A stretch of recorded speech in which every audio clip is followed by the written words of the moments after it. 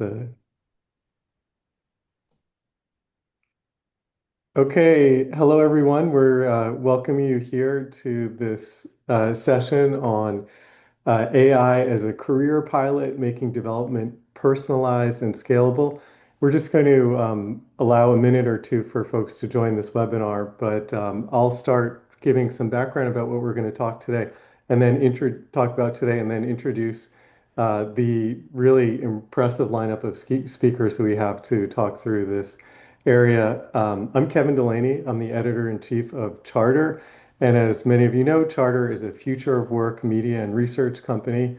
And hopefully you all are reading our newsletter and coming to our other events. This is one in a series of events that we're doing on some of the most urgent and important topics that people leaders are facing today. And I'm going to encourage all of the folks who are attending to ask questions. You can put these in the chat or the Q&A section, and we'll be leaving time at the end. And actually, I'll be bringing the questions into the discussion. So today we're looking at one of the most important frontiers in talent development, how artificial intelligence is transforming career development from a one-size-fits-all approach into more adaptive, personalized learning journeys that can scale across entire organizations, including organizations of real scale and size. And for decades, many of our experience is that career development has followed a familiar pattern. We have annual performance reviews. They're pretty generic training offerings, mentorship if you're lucky, and a career path that feels more like a ladder someone else built for you than a journey you're designing yourself.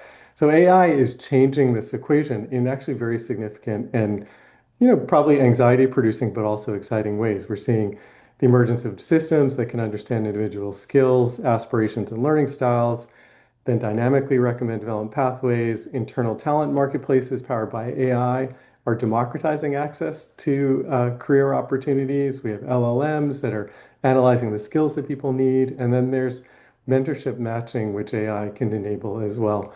There are a lot of big questions about how to actually effectively put these things into place and what's best for companies and for workplaces, and so for companies and for workers. And so we're going to dive into a bunch of these issues over the course of this hour. And again, I invite folks who are attending to please put questions in the chat or the Q&A, and we'll bring them into the discussion. So with that, I want to introduce the folks who are joining us here for this conversation. I'm going to start with Lynda Gratton. She's a professor of management practice at London Business School, where she directs the world-leading program Human Resource Strategy in Transforming Company, and she teaches the highly popular Future of Work elective. She has stepped aside from an executive training session that's focused a lot on AI, where she's working with dozens of leading companies right now. She stepped aside to join us for this conversation, and so I think she's going to bring some interesting perspectives from the front line. Lynda is also the founder of HSM Advisory and the Future of Work Research Consortium. She is a best-selling author, and her books include The 100-Year Life and Redesigning Work. Thank you, Lynda, for joining us today. Next, I'm going to go to Simon Brown. Simon leads global learning and development for 400,000 people, I think. Is that right, Simon? Across more than That's right. 150 companies at EY. Simon was previously the Chief Learning Officer at Novartis. He's also an author. He has a book called The Curious Advantage, and he hosts a podcast on learning, leadership, and transformation. Simon, thank you for joining us as well.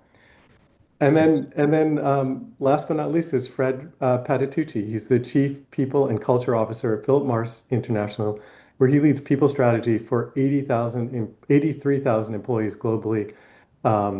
He has over 3 decades at PMI across multiple geographies and roles, and he's currently driving one of the most ambitious workforce transformations in that company's history, including mapping every skill across its workforce and embedding what they call the PMI DNA cultural framework throughout the organization. Fred, thank you as well for joining You're us. very So let's get into the topic, and we'll start with the nature of careers, maybe is one way to do it. And Simon, I'm going to start with you at EY. As we said, you're leading learning and development for 400,000 people.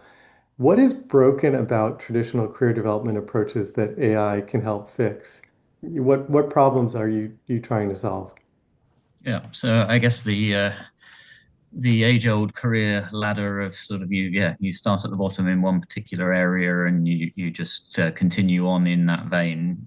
That still works in certain areas, but I think a lot more we see people moving around, and that's certainly the way we're trying to encourage things here is a lot more career mobility with the flexibility for people to move around, whether that's moving around between what we have as service lines, so whether that's between our assurance or consulting or strategy areas, for example, or whether that's geographical moves or sector moves, etc. So providing the flexibility for people to build out a much more rounded experience and rounded career. And AI can help us with that in terms of identifying the skills that people have, the skills that are needed for different roles, and then being able to flag where something maybe isn't visible as a good use of your skill set in another part of the organization. But yeah, being able to then say, actually, this role here would be suitable, or with you've got some good adjacent skills to it, and with a small amount of extra learning, then this would be one that would be suitable. So I think it provides a lot more transparency and visibility. And when you're talking about 400,000 people in 150 countries, it's hard to have that visibility without some sort of system like that. And so it's mapping actually what skills the business needs, what skills the workers, each worker possesses, and then providing personalized learning using AI for Yeah, and we're on the journey. So yeah. I think we have about 160,000 skills, 160,000 people's skills mapped in what we call our My Career Hub. We're then also looking to how we use that for skills-based scheduling, so to make sure we're lining people up on the most accurate projects based upon the skills that they have. So in the past, it may be reliant on a resourcing manager to know what skills and experience you have. Actually, if we can get that into the system, then AI can help us to do a far better job of matching people up onto those projects and Mm. sourcing great talent that maybe was buried in another part of the firm beforehand. Great. Well, I'd love to. We'll come back to some of the related the topics I think that you've just uh, suggested or touched on, including what the experience of workers is through this, how they can think about their careers and the role of managers actually in that type of environment. Fred, I want to bring you in. PMI has been undergoing a massive transformation. And how has that business transformation changed what career development needs to be? And is there a way in which AI is helping with that? Yeah, thanks, Kevin, for the question. Just for context, so we started at PMI this transformation in 2016, stating openly to the whole world that Philip Morris International will stop selling cigarettes over time. And since then, we have redesigned our business model, operating model, ways of working, and that has had a big impact on the way the workforce is being managed at PMI. Simply because we moved from a B2B business that was there for decades to a more B2B2C business, and we have integrated over the last 8-9 years skills that we couldn't think of a few years ago, like flagship store boutique, like B2C, like retail, like paid media, like call centers. And all of that came in a very traditional industry. So over the last few years, we made this change, and we have reset a bit the baseline 3 years ago by stabilizing the skills that were needed for the future. And we came back to a baseline, i.e. reinstating career ladder, career management. So we are in a good place to start thinking forward. And back to your question on how AI will help us. AI will help us on three main dimensions. First one is to be much more deep on the way we look at talent across the company. Back to Simon's point, we are 83,000 people over 150 countries.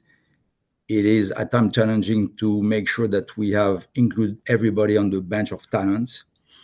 So the moment we'll be able to establish what we call the data talent corpus that bring all data regarding potential, aspirations, performance rating, skill gaps, that will help us to be much more precise and making sure that we don't forget anybody across the organization. That's the first big undertaking, and I'm talking about the deliverable that may happen in the 18 months moving forward. Yeah. The second one is that because the business model is evolving at pace, I hope that before I retire, I will be able to implement what I've been hearing a lot, but never seen what is called workforce planning.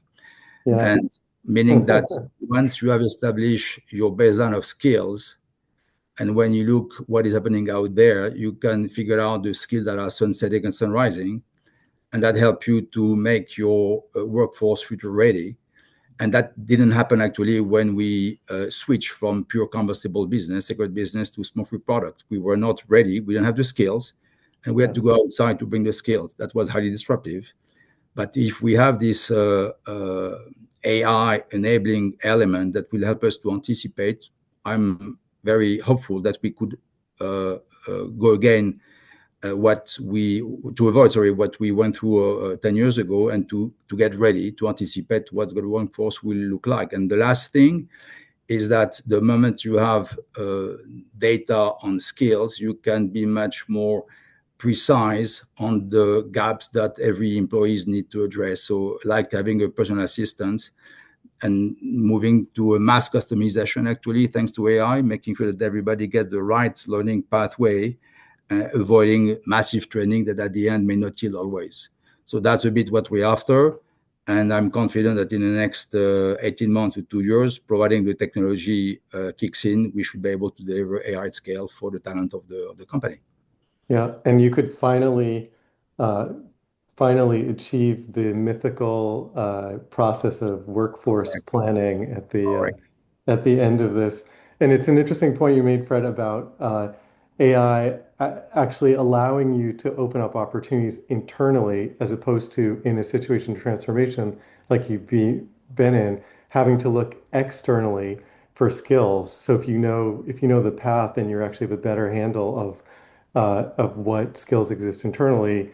That creates a different dynamic, and it relates to what Simon was saying about the dynamism within EY that they're aiming for, where people are moving around a lot. There's a lot of movement. Lynda, your research has explored how careers are fundamentally changing as people live longer and technology evolves faster. How does this conversation about AI powered career development align with that? And what does career development even mean when people have multiple careers in their lifetime and might be in this sort of dynamic environment that Simon and Fred have both been talking about? Yeah, well, thank you, Kevin, for that question. And I think, the area I look at the world of work from two perspectives. I look at what corporations are doing, and I look at what it means for individuals. And much of my thinking in the last couple of years has been about individuals. And what we're seeing there is these two astonishing trends working together. The first, obviously, is technology trends, and everyone is talking about that. It's not just about AI, it's about automation, which is changing jobs really rapidly. But at the same time, which is the other trend that I study in depth, is the demographic trend, which is that in much of the developed world, the labor market is shrinking. People are aging within countries, and they're also living longer. And I want to just focus on that living longer, because what we're anticipating is people are going to live way into their 80s, 90s, possibly the 100. They're going to be much healthier than they were before. And that means you'll be working into your 70s. So for me, the classic three-stage career, which is full-time education, full-time work, full-time retirement, which is very much related to age. If you know somebody's stage, you know their age. That's beginning to break down. So that's the first point I want to make, that the three-stage life is beginning to break down. And we see all sorts of stresses and strains. However, and this is the second point I want to make, we're very under institutionalized in terms of what might come, because government policy, corporate policy really implicitly is still thinking of the three stages. So what might come? Well, I just want to say a couple of things about what might come. The first is, and it's beginning to come, is that a multi-stage life is made up of, many different elements. And one of those elements might be, you're in an organization like the two that's represented here, and you want to build your skills. But it might be that you want to go to another organization, which is bigger or smaller or different or global, Or it might be that you want to build a freelance career, and we see that as being a really important part of this. Or you might want to volunteer, or you might want to have a portfolio, where you work for different things at the same time. And if we look at that, the skill that really, the capability that really is across all of those stages is the capability to make transitions, to move from one type of business to another, to move from freelance to project, whatever that is. So I'm sort of seeing within the whole career area just massive change and movement at the moment. And that's why I and others are writing books furiously now. There'll be a whole slew of books that are coming out at the beginning of next year and later about how do you handle this. I'm just reading one that a friend sent me just an hour ago. So yeah, there's going to be a lot more chat about this. What does it mean for AI? Well, in many ways, AI is just a tool. It's no more than a tool. And I think the focus on skills is very, very sensible. I mean, I think we've been saying for years that organizations need to speak less about jobs and more about skills. And what AI has been able to do, or data analytics, particularly, not even AI, has allowed us to do is to build a typology of skills and then to match. And that's a really relatively simple part of career planning, but it's been very difficult to do up to now. And with the sort of scale that Simon's got or Fred's got, and now we can. And that, I think, opens up a whole set of new opportunities for people to move into adjacencies, to understand what new skills. And I think it's very motivating for people to know, these are your skills. This is what another job requires. These are the adjacencies. It's quite a motivating process.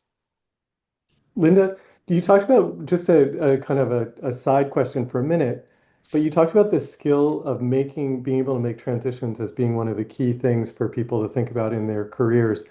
Are there any um, practices or ways, things that are core to the ability to make transitions? I guess Yeah. if I were thinking about myself or colleagues and wanted to actually strengthen them in this area, Yeah. what are the attributes that are to sort of build up around this ability to make transitions? Well, I think the first is that you see in my own work now, I use the notion of weaving a life. So it's something that you weaving constantly. You're not, so a transition is part of the whole weave of your life. It isn't a standalone thing. I think the second is that you realize that transitions are often about identity change. That when you move into a freelance role, for example, if you've been in a big job, then you're changing your identity. So one of the questions is, who am I and how do I describe myself to others, and how is my work experience shaped who I am? I think the second part of that cycle starts with who am I, and then it says something around where am I now? And I think really understanding that, this is where the skills work can be so important. Where am I now in terms of what I'm doing? Where my productivity is building, where my nurture is building, and then just a continuous sort of process that says, what actions could I take now, and what promises might I make to my future self? And as a psychologist talking about long lives, promises to your future self, I think is a really important question. Promises to your future self. We may come back to that before the end of this. Simon, I want to go back to you for a second to maybe react to what Lynda was saying about the nature of careers. And you described when we were starting off this pretty dynamic environment that either you're in or you're kind of working towards at EY, where their skills are mapped and then they're mapped to roles and then they're provided with learning to actually get them there. Can you step back from that for a minute and talk about the kind of the narrative or the structure that you're providing to employees for how to think about careers, how to make that kind of mindset shift from the three-stage career life that Lynda was talking about to something where it's probably harder to both understand where you're at, are you making progress, are you advancing, and also harder to talk about where you're at with your family and your friends, whereas it might have been easier when in a more traditional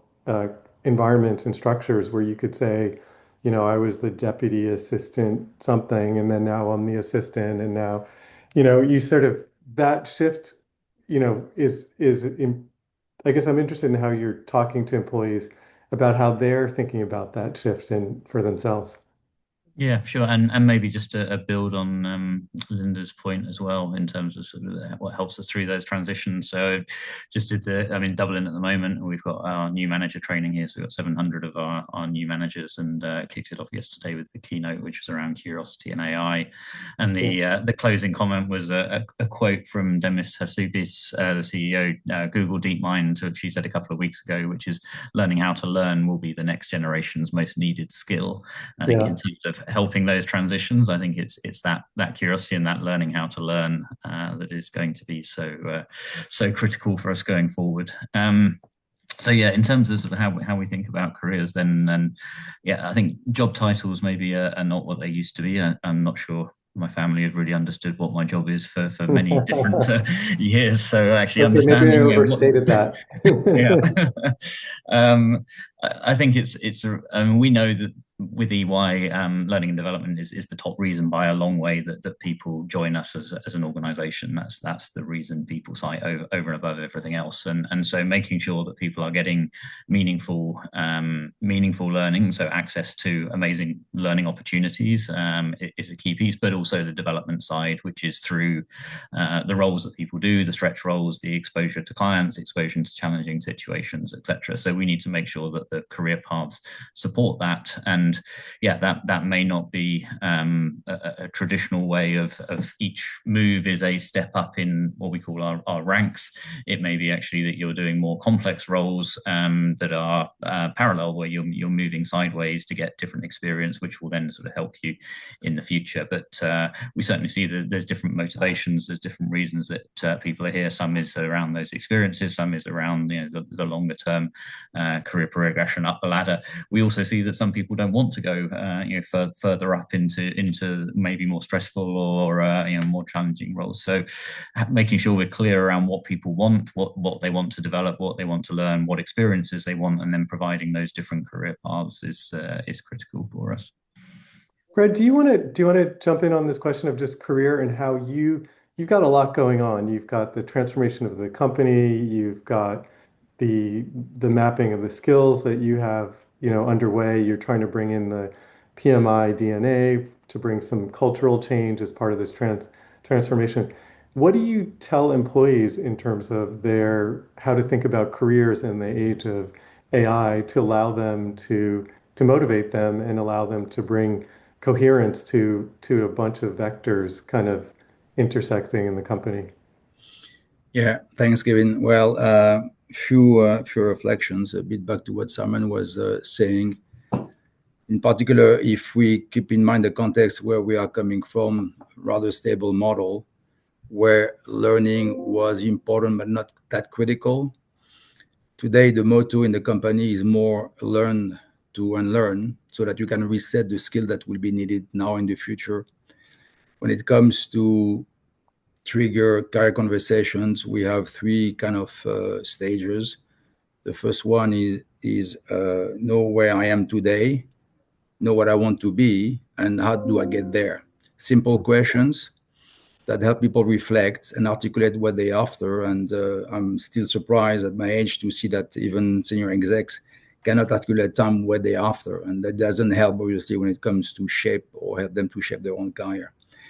But what is important in the world where we're evolving in at Philip Morris International is that we try to shift from managing jobs to managing skills, because when you manage jobs, you don't really know what it takes to be successful. So we are talking about accountability, responsibility, but the critical factor, which are the skills that will make you progress and make an impact in the organization. So as we speak, we are about to go live with what we call the Bank of Skills, which is for my company a kind of North Star that will help us to be much more vigilant than in the past on the skills that will be needed to get there, to strengthen the bench in terms of succession, the skills that will become obsolete.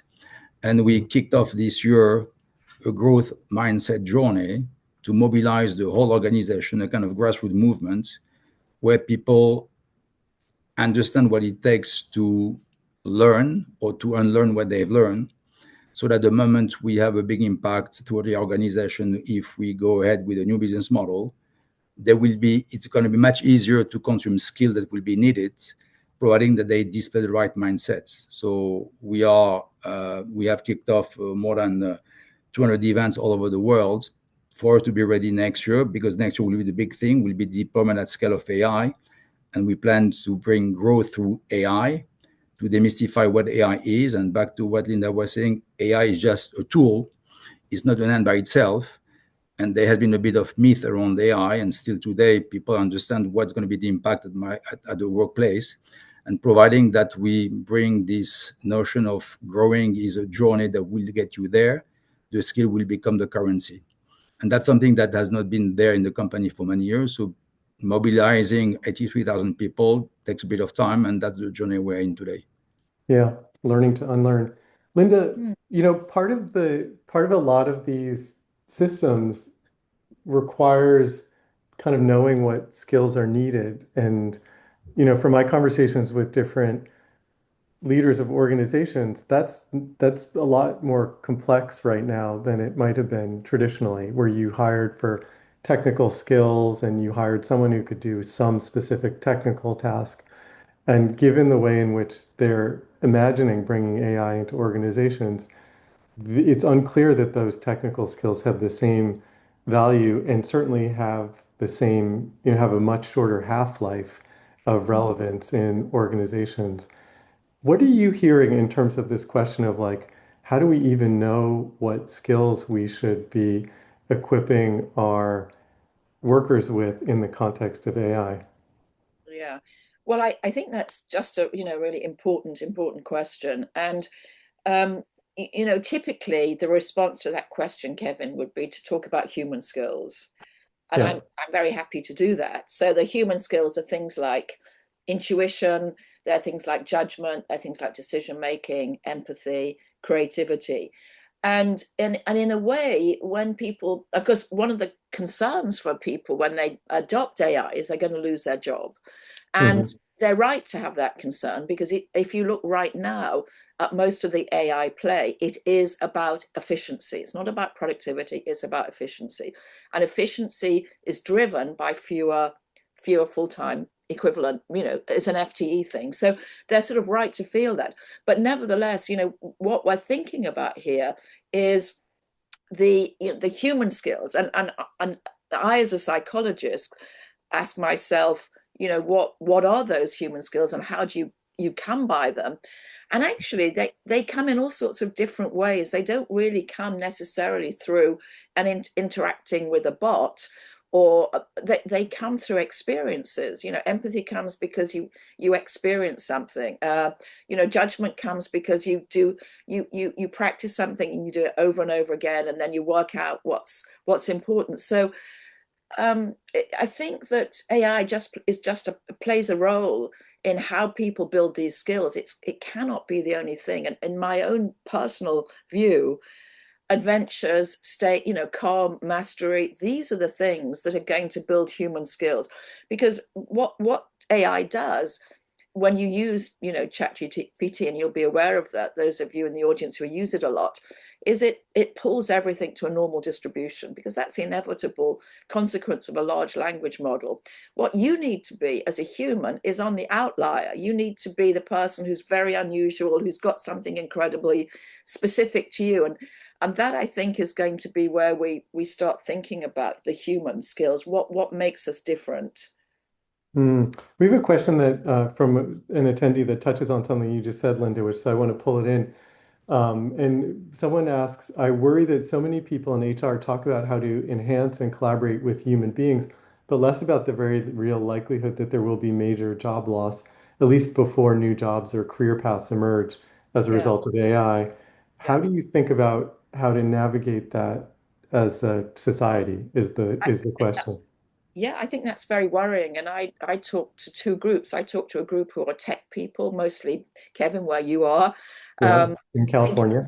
Thinking about their image, their most favored image is of the billion-dollar business that employs one person. That's what they're aiming for. That's the aim of. And yet at the same time, I talk to employees and to my own, I have adult children. one of whom, Simon, works for you at not you, but works for EY. And the graduate market is horrible at the moment, because if you can employ an AI to do what I think is probably a PhD level work, that's my general feeling now about ChatGPT. It works at the same level as a PhD, not as a graduate. It's higher than that. Why would you employ a graduate? And what really worries me about that, apart from the fact we're getting youth unemployment, which is a horrible thing for society, but what also worries me is that we know through the process of mastery, at least the classic process of mastery, that it's based on repetition, tough feedback, and and those sort of intuitions that are built through repetition. So if you move repetition out of a job, for example, as we're seeing both in consulting and in the law right now, how is it that people learn? And you might say, and I think it's probably right to say, well, hang on, Lynda, you're going to learn in completely different ways. I haven't yet heard a convincing explanation of what those other different ways are. Humans have been learning through practice, imitation, and feedback since we moved out of caves. And I'm not sure what the other alternative is that isn't built on those things. Simon, do you want to respond to that? I want to ask you a little bit more about your skills marketplace, but before we do, I'd be interested in your perspective on what Lynda just said. Like, how do you, and you're doing this, at the scale of EY, which is hundreds of thousands of people. Like, how do you, when you remove some of the repetition and the early stage uh, tasks that people have been used to doing, because AI is able to do some portion of them, how do you think about learning and getting the sort of experience and the skills that those tasks traditionally provided? Yeah, I think it's a challenge that we're wrestling with. I mean, we're identifying certainly areas where AI is changing roles. We're also seeing areas, though, where AI is creating new roles. And I guess the ultimate question that many of us are wrestling with is, where is it going to go in that, in terms of, will there be more new roles, or will there be less new roles? World Economic Forum is still predicting that there will be significantly more new roles created as a result of it than there will be roles displaced. I suspect some of those new roles, based on what I'm seeing so far, are more complex roles, which is a good thing probably in terms of the total workforce.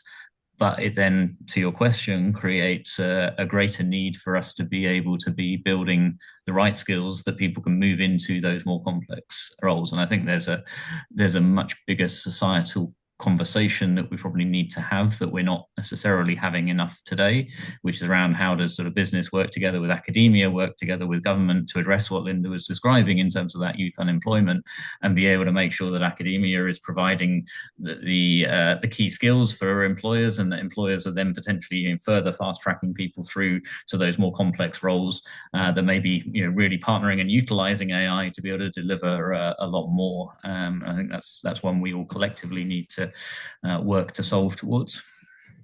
Simon, do you have, shifting back to the AI powered skills marketplace that you've been building in EY and the training that comes alongside that, do you have any specific advice for organizations that are looking to do something like that? Or is there any particular challenges that you think are worth noting, or any keys to actually making that work?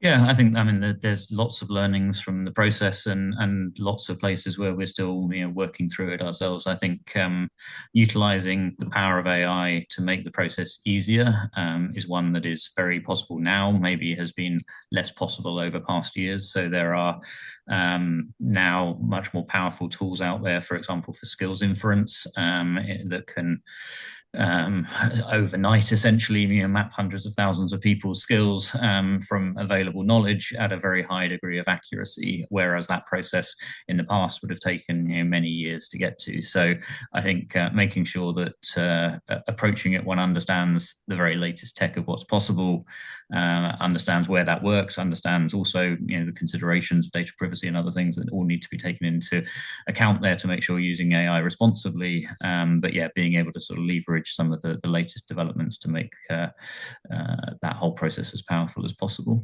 Yeah, and so you're basically saying that the part of what you're saying is that the technology is advancing, and so actually paying attention to the latest technology to pull that in for things like skills inference is Exactly. critical. It's probably not the same technology you used a few years ago. Fred, in terms of your experience with a similar skills mapping and thinking about the AI uh, allocation of and the workforce planning that you were talking about, do you have any learning so far that you would, that you could share? Are there any specific areas that you are finding particularly exciting or challenging or where you have advice for other people? Yeah. Well, I've been interacting with many CHROs over the last 18 months, 2 years on that AI journey. And I was in Belgium last week to attend a seminar on AI, and many of the CHROs still don't know what's going to be the impact on the workforce. So as we read and see quite often, yet the impact on the workforce composition is there, but there is no dramatic reduction on headcount. Okay, so back to what Simon came with. Sorry. Yes, the skill will look different, but what will be the impact on the workforce? Difficult to say. In this unknown, my recommendation to the organization, to the CEO, is, well, let's not wait, but let's make sure that we embrace the agenda of upskilling, reskilling. It's a kind of a corporate moral responsibility, so to speak, so that we have a strong people sustainability agenda, that at the moment skills are being redefined, we can redeploy employees either from within, that's the best option for us, and if not, people will be ready to get job outside of the company. So there is a strong commitment at the PMI level. And again, back to my earlier point, at the end, it's all about the mindset you put on this growth journey, despite the unknown, despite the setbacks we're going to go through. And we will have to embrace that with a bit of discomfort, but with the confidence that over time we're going to get there. So there is no magic recipe. We learn along the way. And what is important is to be transparent, open with our employees, telling them that's where we are today and that's what we're going to do at PMI. But the moment we have confidence that the way forward are the skills that will be known, well, we're going to deploy at scale. So I think contact with the organization and being true to the organization despite the unknown is certainly for me the best way forward. Yeah, and that's I guess what you described is researchers say is the best practice for increasing trust in an organization, which is to say what you believe the path forward is, even if you don't know with 100% certainty what the impact will be on them. Share your best hypothesis and your working scenario for how you're going to get there and what the impact is. Lynda, a lot of your, and just to note that we actually have a bunch of questions that we're going to come to in a few minutes, and encourage attendees to actually put in a few more, any more questions they have, and we'll get to them in a minute. Lynda, a lot of your work is around relationships and networks and careers and the importance of that. And I guess one of the scenarios that we have in some organizations could be that people are interacting more with AI for career guidance, for learning, and in a way, this is a holy grail because it's personalized and it's on demand and it's, all the things that AI allows us to do. But how do you think about the aspects of human connection and mentorship in the context of that, the way that a lot of L&D, specifically is going with AI? Yeah, well, I think, we just saw this morning some really interesting data on network analysis, which would show an individual, what their network is, how they're using it, whether they're bridging, whether they've got strong ties or weak ties. I think that's a very good analytics to help you understand what your connections are. Very few companies in the room, in fact, none of the companies in the room were using network analysis. So network analysis looks at you at the level of the group, not at the level of the individual. That's the first thing I'd say. The second thing I'd say is that I'm a big fan of chatbots that are telling you things. I'm more than happy to hear what they have to say about various aspects. But, and here's of course the big but. In fact, I've just been spending some time this weekend with Robert Waldinger, who's the At lead of Harvard, yeah. Harvard study, and he and I, who were actually in correspondence right today, um, we just realize how important friendship is. And part of the way that friendship's built at work is that you talk about your career, hassles and problems and who's driving you mad. And of course, when you do that to a bot, it can be very responsive and helpful, but it doesn't really care about you in a way. Well, it doesn't care about you at all, actually. It's a machine in the way that a human can. It doesn't remember at right now who you are when you go in again. So I think what of course would be really sad, and it's the same with kids, is if you felt that talking to a bot or interacting with a bot is going to be as powerful as talking to a friend at work. And we just have to do both of those things. Yeah, that's great. I spoke with a researcher at one of the big AI companies who was saying what they found internally is that workers are asking each other for help much less frequently because they're Yeah. using the AI tools. And as a result, they actually don't have the same human connections to their colleagues, which is an issue when they run into a problem that the AI Oh, and just bot can't help them with. yeah, just to build on that, as we say in the business, Kevin. Um, uh, this is about Europe here. We build on each other's ideas. So just to build on your point, Thank Kevin, you. I heard from one of the big AI companies that they're now seeing that 60% of the questions that are being asked by employees are about their personal life. So we've Mm, definitely, we want to. There's a lot to talk about in our personal life, but I agree that friendship is not just important for your skills and careers, it's actually important for your life. It's really the foundation for what keeps you sane, having a mm, friend at work. yeah. Having a friend at work, and that was one of the, we know going back to years ago, the Gallup The Gallup 13 things, was. one of the surprising things that correlates with success for a company and individuals is do you have a best friend at work? Let's shift to the questions, and I'm going to start with the last one from Helen Beedham. And this is probably for Simon and Fred. She says, I'd love to hear a couple of examples of current functionality of internal talent tools slash marketplaces, what an employee might be able to do now that they couldn't do before. Simon, do you want to take that question? Yeah.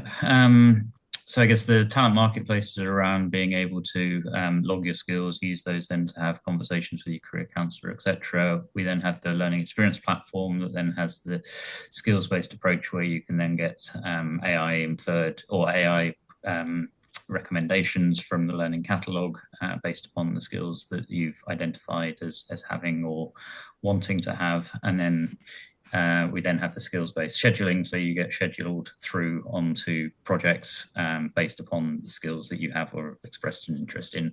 So we sort of work on getting all of those things tied together so that it sort of flows across all of them. And then in terms of some of the sort of wider tools, so we deployed a program called AI Now 2.0, which was a sort of enterprise training around what is AI. And that was around using AI as a thought partner. And actually in there, part of the training was to actually interact with AI around the impact that AI could have on your role and how it might change as you use Gen AI. And it was totally sort of personalized to you as an individual based upon the conversation and so forth to how AI would impact. And I'll share an article in the chat on that topic, but it was giving you sort of totally personalized AI context around how AI could impact your role potentially in the future. That's very meta, Simon. You asked Exactly. AI how AI will impact you. Fred, do you have anything to add to that about the functionality, or else we'll go to another question? No, we are not that advanced as EY. We are still in the mode of proof of concept. We Yeah, are mainly using AI for coaching feedback, but not at yeah. scale of PMI. Okay. How do you, this is a question for any of you from Suzanne Kirkendall. How do you help employees feel that this skill versus an opportunity mapping is helpful and expansive rather than reductive slash dehumanizing slash putting them in boxes. Lynda or Fred, do you have a reaction? Well, I'm sure that Simon is the one to answer this, but just to sort of say, um, I think it's just about the whole culture of the company. You know, again, this is a tool, and for me, the most important thing right now is to help people build personal agency, to feel as if, you know, they can take some sort of control of their life. They can, you know, build stuff that's important to them. And I think anything that AI is doing in skills is incredibly helpful to an individual. Um, and I guess, you know, Simon, I don't know how you feel, but you know, I could imagine that it's the culture. If people feel that AI is taking jobs away from them, then they're going to feel very different than if they feel AI is expanding the opportunities. Yeah, completely. And I think culture and a lot of HR processes are actually going to be the differentiator in the future around the success or not of AI. That in principle, everyone gets access to the same tools at the same time when a new model is released, and how you take advantage of that or not is around the culture within the organization to be able to experiment and try things out, to be able to take smart risks.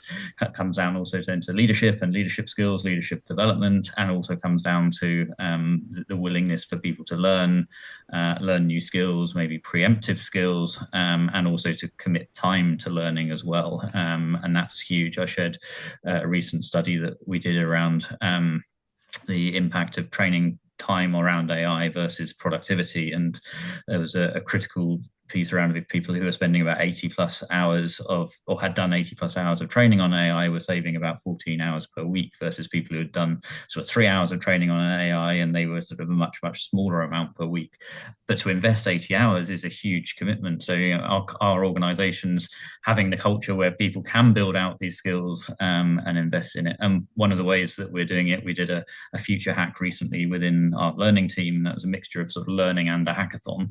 So it's giving people the skills around being able to build out AI agents, look at then opportunities around efficiency or improving learner experience. And then they would build out these agents. And we identified 28 agents across the team. And we're now putting the sort of top ones through into production. But that had a competition element. People were in teams, they were learning together, they were sort of competing to have the best agent. And someone won at the end, and we had a little ceremony and things. But it made learning exciting rather than, you know, being threatened by AI. It was an exciting thing to learn together and in an unthreatening way, because everyone was learning about it because it was new for everyone. So things like that, I think, can help to change the perception around building AI skills.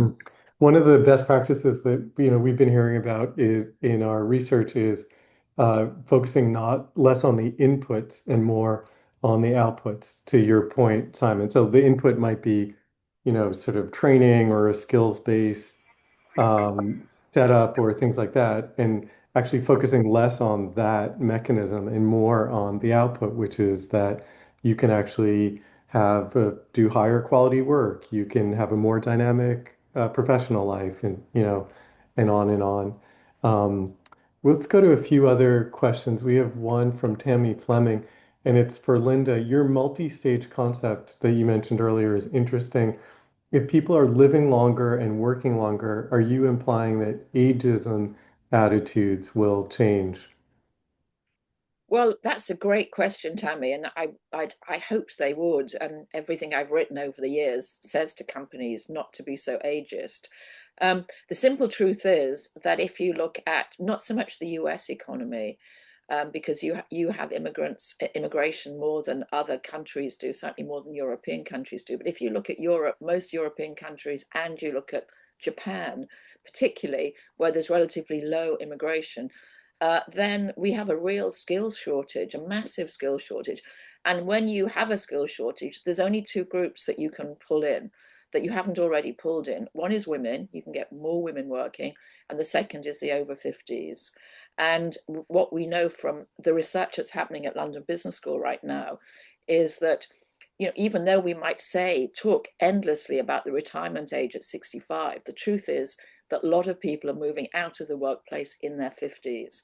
And once you do that, it's very hard to get back in again. So actually encouraging people to think about the sort of lives they could construct that could take them right through to their 70s, I think is really, really important. And any way that AI can can help that, I think is going to be crucial. Great. There's another question from Helen Beadham that's sort of related, and it's to Simon and Fred specifically. How do you see older employees reacting to these careers and resourcing tools, given research shows that older than 55-year-old cohort are more fearful and pessimistic about AI's impact on their jobs and future opportunities? Fred, do you have an observation about this? Yeah, well, again, it's all about mindset, and when you can articulate to the whole organization, no matter the class, the age class, or what we after, people understand that if they want still to be relevant, they better step in terms of learning the new tech or new tech stack. And what we have been noticing over the last few years is that, back to what we're talking about earlier with Lynda, we start seeing people leaving the organization much older than it used to be even 5-10 years ago. Okay. And the whole point is to have this coexistence of Gen Z and baby boomer. And I must say that when you pair up these people very well, it's super powerful. Yeah. Between creativity, innovation from the youngsters, and wisdom or leadership from people like me, baby boomers. And that's a great combo that we start seeing great results. Yeah, that's great. Simon, I want to shift to another question. This is from Sasha Connor. And I guess one of her specific, or one of their questions is about the skills mapping and whether these skills mapping tools will be able to catalog things like stakeholder influence, decision facilitation, and strategic planning. Some of the skills that Lynda was talking about related to key skills of confidence and transitions and ability to learn. It's one thing to catalog technical skills, but are these systems able to catalog skills that ultimately may actually be more valuable to organizations, over an extended period of employment for someone? Yeah, and we're looking at that at the moment. So Microsoft released People Skills Inference back in May this year, and we're doing a proof of concept with a very small scale to see how accurately it can predict skills. And it uses the Microsoft Knowledge Graph, which is sort of sitting behind what most of us use day in, day out across the Microsoft suite. And so there's a huge amount of information there. And from what we can see, there seems to be sort of 80-90% accuracy in terms of skills inference across many skills. The proof of concept will tell us whether or not that remains to be the case. And then there's a lot of elements that would need to be overcome to be able to scale that to a larger population. But there's certainly promise there that that skills inference can pick up a broad range.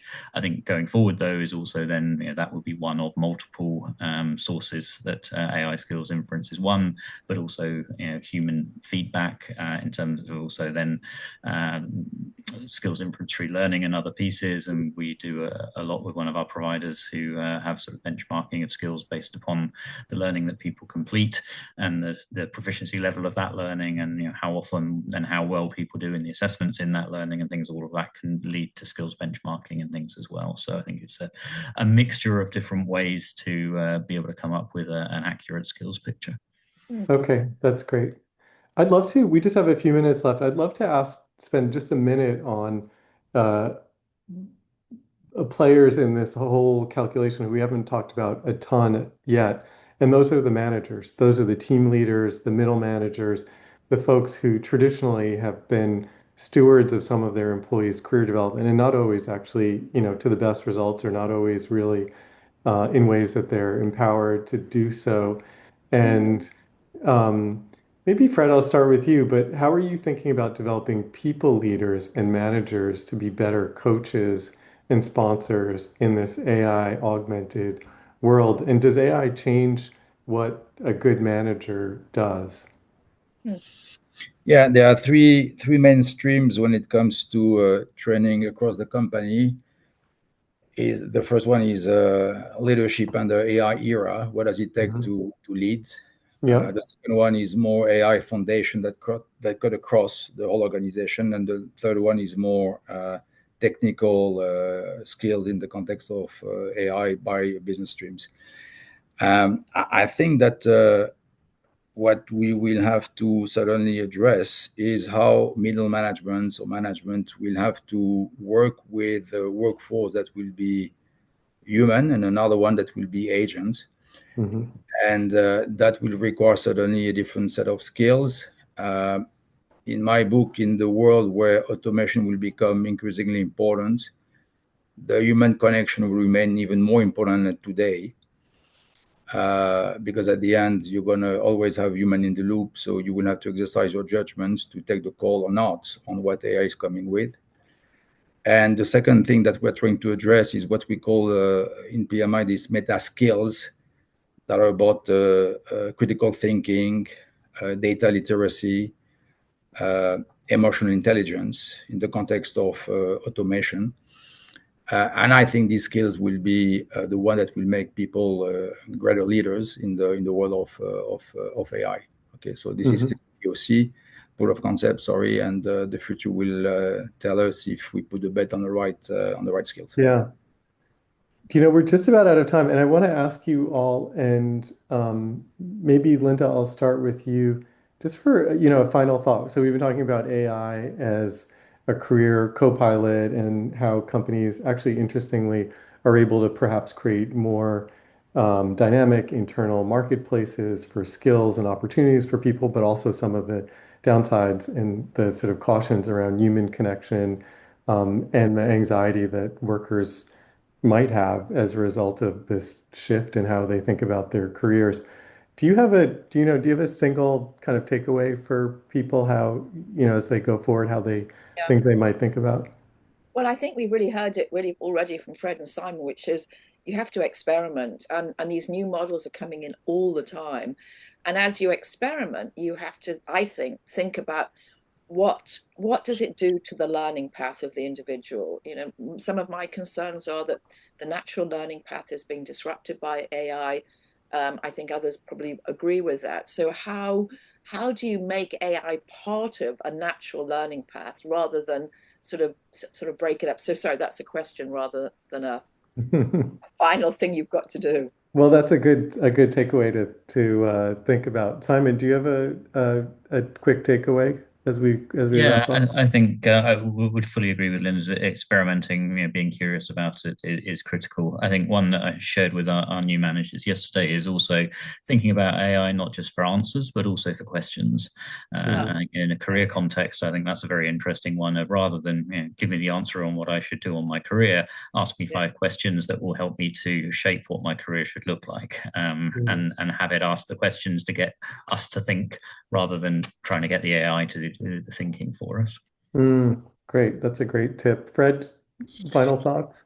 Yeah, final thought is whatever the AI tool will be when it comes to talent management, it will never replace the key question is all of us should know what we're after for the long run. AI can help us to get there in terms of closing the gap, but the human being will define what we're after. So let's make sure that we always use AI as an enabler and not the end game. So that's what I take from my journey so far on AI. That, that's great. Thank you. That's a really important point. And we had a bunch of questions about interestingly, today from the attendees are about the human dimensions of AI and what this means for older workers and what this means in terms of people who are anxious about their jobs. And that's clearly an area that we have not fully resolved. Really interesting to hear from the three of you about how AI is being brought to identify skills, create these talent marketplaces, and actually train people. It's clearly an emerging area, including for reasons that Lynda was talking about, where this sort of three-stage career that we traditionally have, where you're learning and then working and then retired, that shift is clearly requires continued thinking. One of the things that's kind of most interesting takeaways for me from this conversation is the extent to which some of these tools allow uh, talent internally, which traditionally, places have been kind of trapped and um, under identified and maybe kept at a distance from the needs and opportunities in the business that actually the dream in a way is if some of these tools allow us to take better advantage of talent internally. That's pretty exciting, as a both for organizations, but also for humanity, I guess. There are fewer people stuck, in their roles and more connected to the opportunities there are. So with that, I'm gonna end us here. We have Fred Patitucci from PMI, Simon Brown from EY, and Lynda Gratton from London Business School. Thank you so much for stepping aside from your executive training and your people leadership and the other things you're doing today to join us in this conversation. And thank you everyone who's attended. Again, I'm Kevin Delaney. I'm the editor-in-chief of Charter, the Future of Work Media and Research Company. Thank you, everyone. Thank you, Thank Kevin. you.